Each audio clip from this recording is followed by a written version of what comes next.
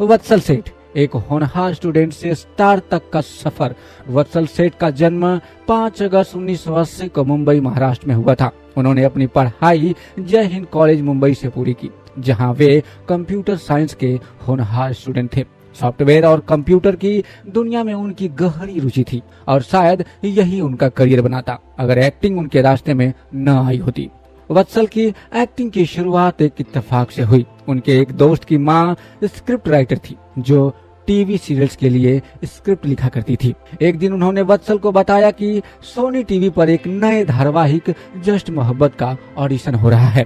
पहले तो वत्सल ने मना कर दिया क्योंकि उनका एक्टिंग से कोई लेना देना नहीं था, लेकिन दोस्त की माँ के कहने पर उन्होंने ऑडिशन देने का फैसला किया। बिना किसी एक्टिंग ट्रेनिंग या तैयारी के वत्सल ऑडिशन देने पहुंचे। उनकी नेचुरल एक्टिंग, शार्प फीचर्स और इनोसेंट चेहरा डायरेक्टर को इतना पसंद आया कि उन्होंने तुरंत जय मल्होत्रा का किरदार दे दिया। जस्ट मोहब्बत 1996 से लेकर 2000 तक चला और इसी सीरियल ने वत्सल को घर घर में मशहूर कर दिया। लेकिन इस दौरान भी वत्सल ने अपनी पढ़ाई नहीं छोड़ी। 2000 में सीरियल खत्म होने के बाद उनके माता पिता ने सलाह दी कि उन्हें अपनी पढ़ाई पूरी करनी चाहिए, क्योंकि बॉलीवुड में बिना किसी गॉडफादर के बॉलीवुड में टिकना आसान नहीं है। उन्होंने चेतावनी दी कि नेपोटिज्म उनके करियर को बर्बाद कर सकता है। वत्सल ने इस सलाह को माना और कुछ समय के लिए एक्टिंग से दूरी बना ली। 2002 में अपनी पढ़ाई पूरी करने के बाद वे दोबारा एक्टिंग की दुनिया में लौटे। टार्जन द वंडर कार और स्टारडम की ऊंचाइयां 2000 में उत्सव को पता चला कि मशहूर डायरेक्टर जोड़ी अब्बास मस्तान एक अनोखी फिल्म बना रहे हैं जिसका नाम था टार्जन द वंडर कार। इस फिल्म की कहानी एक ऐसी कार के इर्द गिर्द थी जिसमें एक बाप की आत्मा समा जाती है। वत्सल को ये कॉन्सेप्ट इतना पसंद आया कि उन्होंने ऑडिशन देने का फैसला किया। अब्बास मस्तान एक ऐसे नए चेहरे के तलाश में थे जो नया हो लेकिन थोड़ा एक्टिंग का अनुभव भी रखता हो। वत्सल का ऑडिशन डायरेक्टर को इतना पसंद आया कि उन्हें तुरंत राज चौधरी का लीड रोल दे दिया। इस फिल्म में अजय देवगन और आयशा टाकिया जैसे सितारे भी थे, लेकिन अजय देवगन का रोल सिर्फ शुरुआती के आधे घंटे तक ही था।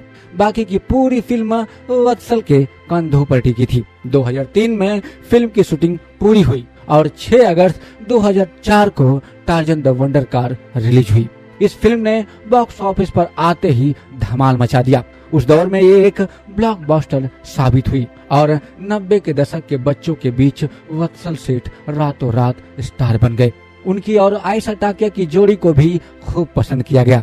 लेकिन इस सक्सेस के बाद कुछ ऐसी घटनाएं भी हुई जिन्होंने वत्सल के करियर को प्रभावित किया।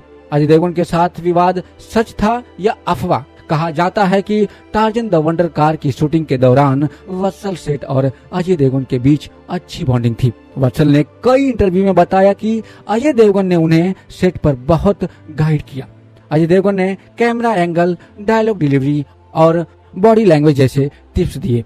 वत्सल उन्हें एक बड़े भाई की तरह मानते थे, लेकिन कुछ अफवाहों के मुताबिक फिल्म की सक्सेस के बाद दोनों के बीच तनाव पैदा हो गया। बताया जाता है कि अजय देवगन अपने किसी करीबी रिश्तेदार, संभवतः उनके भतीजे अमन देवगन जो को एक्टर को लॉन्च करना चाहते थे और उनकी योजना थी कि वत्सल उस फिल्म में उनके साथ काम करे।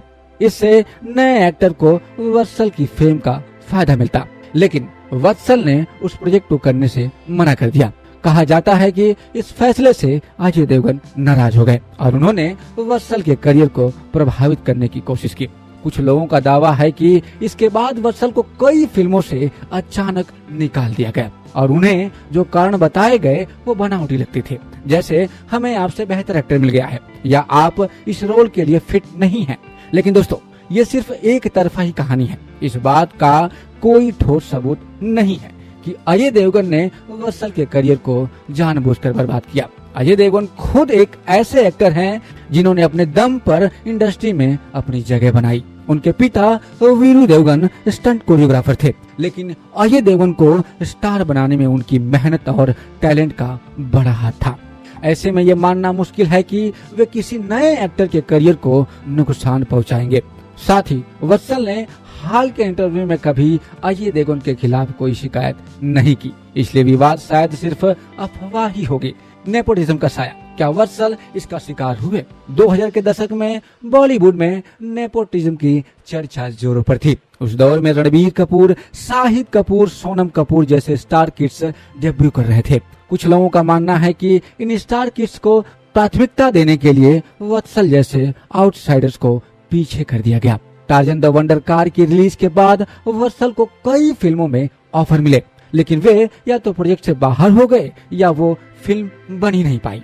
हालांकि नेपोटिज्म को पूरी तरह से वत्सल की असफलता का कारण मानना सही नहीं है। दोस्तों, अगर आपकी जानकारी के लिए बता दें तो बॉलीवुड में सक्सेस कई चीजों पर निर्भर करती है।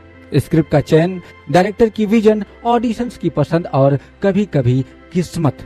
वत्सल ने टार्जन के बाद जो फिल्में साइन की वो बॉक्स ऑफिस पर कमाल नहीं कर पाई। मसलन 2009 में नन्हा जैसलमेर फ्लॉप रही। 2010 में हीरोज और पेइंग गेस्ट में भी उन्हें छोटे रोल ही मिले और ये फिल्में भी नहीं चली। लगातार फ्लॉप फिल्मों ने उनके करियर को मुश्किल बना दिया। दोस्तों, अब बात करते हैं उनकी पर्सनल लाइफ के बारे में।